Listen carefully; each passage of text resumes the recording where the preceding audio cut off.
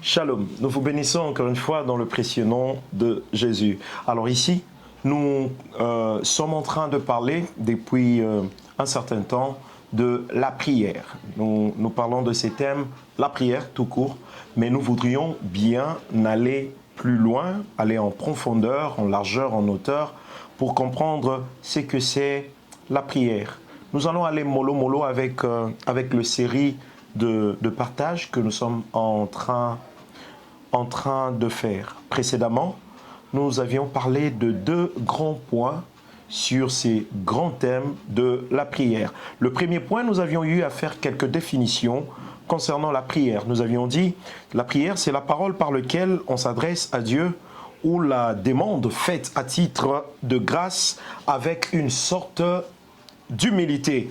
Et une autre définition commune que nous maîtrisons bien dans des églises, prier, c'est communiquer avec Dieu, simplement. Alors, le deuxième point, nous avions parlé de la source de la prière. Nous avions dit que la prière tire sa source des dieux. C'est Dieu qui en est l'auteur. Il est le constituteur, si je pourrais dire, de la prière. Les exemples, nous l'avions donné. Nous avions parlé de l'histoire d'Adam. Nous avions aussi parlé de l'histoire de Caïn et Abel. Adam, lorsqu'il a transgressé la loi, Dieu donnant des sentences, au lieu que Adam puisse prier, puisse s'humilier, puisse demander à Dieu pardon et tout ça, c'était pas son problème. Il n'a pas prié. Il s'est plutôt justifié. Par contre, son enfant Caïn, lui, à qui Dieu avait fait la remarque pour lui dire qu'écoute, le péché couche à ta porte et tout ça, il a même tué son frère. Mais lorsque Dieu le jugeait coupable, il a aussi plaidé coupable pour sa vie. Et il a imploré la grâce de Dieu pour lui dire, maintenant là, tu me chasses loin de ta face. Il a vraiment pleuré aux yeux de l'Éternel et Dieu lui a donné une nouvelle occasion, j'allais dire. Il lui a dit, personne ne va te tuer. C'est lui qui osera te toucher, tu seras vengé 7 fois. Celui-ci a eu quand même gain de cause venant de Dieu par la prière. Aujourd'hui, nous allons continuer dans le même cadre d'idées pour parler de la source de la prière. C'était notre deuxième point. Aujourd'hui, nous faisons la suite. Bienvenue encore à vous et que Dieu vous bénisse. De Dieu, la prière tire sa source. Dans Genèse chapitre 20, verset 7, il y a une très très belle histoire qui s'est passée là-bas. Il y avait Abraham, il y avait Saraï et il y avait Abimelech. Sarah, si j'allais dire. Abraham a eu peur de présenter Sarah comme étant son épouse. Alors, le roi de la contrée dans laquelle s'est trouvé Abraham, Abimelech, était tombé amoureux de cette femme. Parce que Sarah était très très belle des figures. Alors, celui-ci a fait appel à Sarah et il voulait faire de Sarah sa femme. La nuit, Dieu lui a parlé. Dieu lui a interdit de toucher à la femme. Nous allons lire. Nous allons lire un peu. Nous sommes dans Genèse, chapitre 20.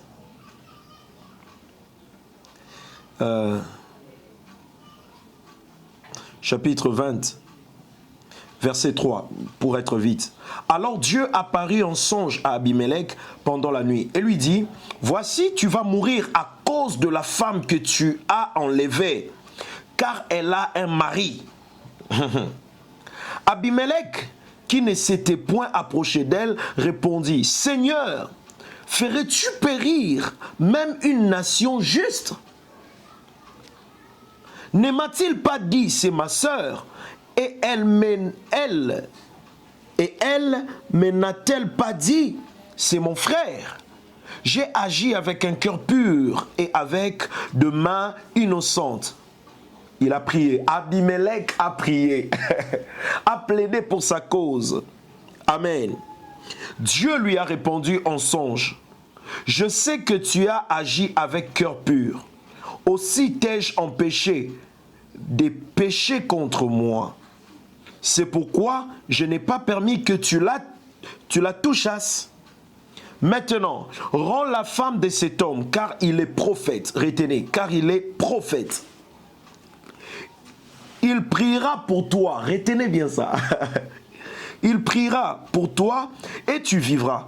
Mais si tu ne la rends pas, sache que tu mourras, toi et tout ce qui t'appartient. Abimelech s'éleva de bon matin, il appela tous ses serviteurs et leur rapporta toutes ces choses. Et ces gens furent saisis d'une grande frayeur. Abimelech appela aussi Abraham et lui dit, « Qu'est-ce que tu nous as fait?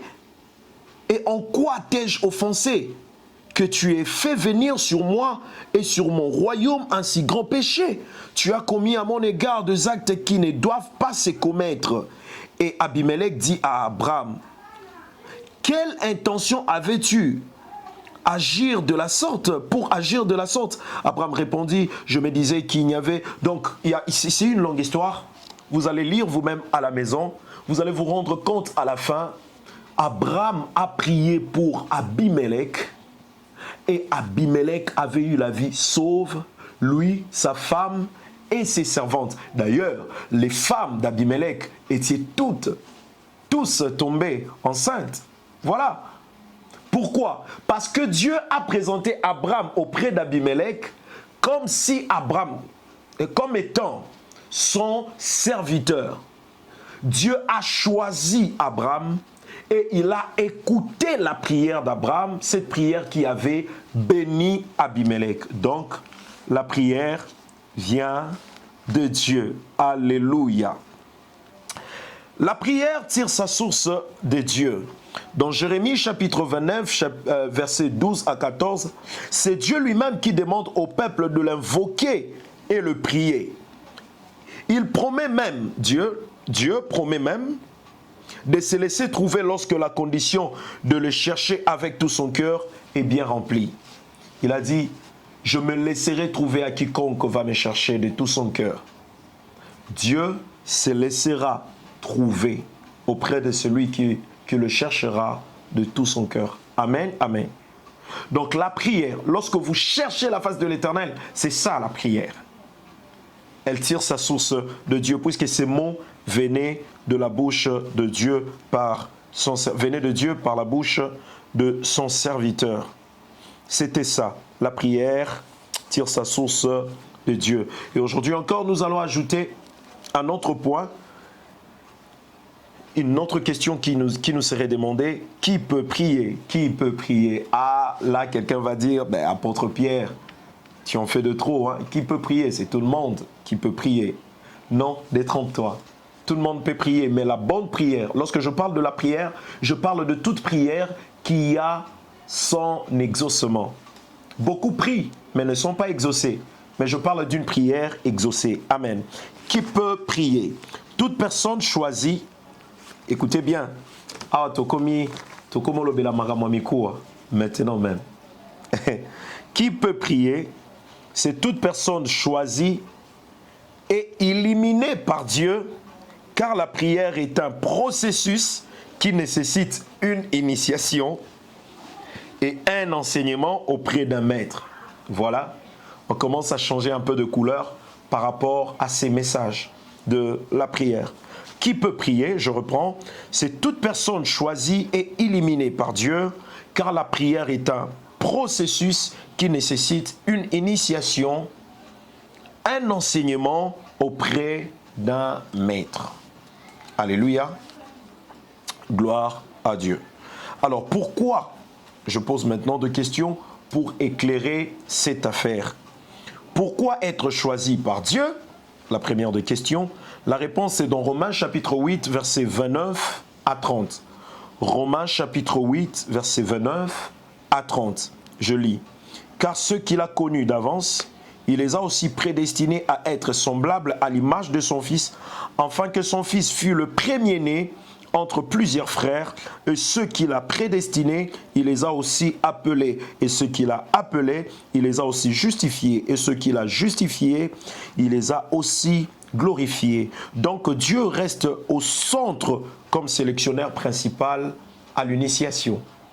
Vous voyez, nous devons premièrement être choisis, être premièrement choisi, deuxièmement être illuminé et troisièmement être initié. Amen. Par rapport au choix, c'est dans Romains chapitre 8, versets 29 à 30, où je venais de lire. Maintenant, par rapport à l'illumination, par rapport à l'illumination, nous allons lire dans Psaume chapitre 36, versets 7 à 9. Je lis au nom de Jésus. Combien est précieux ta bonté, ô Dieu! À l'ombre de tes ailes, les fils de l'homme cherchent un refuge. Ils s'y rassasient de l'abondance de ta maison, et tu les abreuves au torrent de tes délices. Car auprès de toi est la source de la vie. Par ta lumière, nous voyons la lumière. Par la lumière de Dieu, nous voyons la lumière. Être choisi par Dieu, c'est bien. Mais nous devrions aussi passer par l'illumination. Alléluia. Écoutez, ce mot vient de Dieu. N'ayez pas peur, illumination. Non. Nous ne parlons pas de ces histoires-là. Nous parlons des histoires tirées dans la parole de Dieu. Dieu, après avoir choisi son peuple, il illumine son peuple. Alléluia. Qui peut prier? C'est quelqu'un qui est d'abord choisi, et deuxièmement illuminé, et troisièmement initié. Nous allons nous arrêter là parce que la suite elle est encore longue. Que l'Éternel Dieu vous bénisse.